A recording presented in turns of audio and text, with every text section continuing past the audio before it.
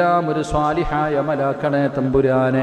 എന്തെങ്കിലും തെറ്റുകളോ ന്യൂനതകളോ വന്നു പോയിട്ടുണ്ടെങ്കിൽ നിന്റെ കരുണ കൊണ്ട് നിന്റെ ഉദാര്യം കൊണ്ട് നീ പുറത്തു മാപ്പാക്കണേ തമ്പുരാനെ. അള്ളാഹുവേ പടച്ചവനെ, ഞങ്ങൾക്ക് നീ അർഹമായ പ്രതിഫലം നൽകണേ തമ്പുരാനെ.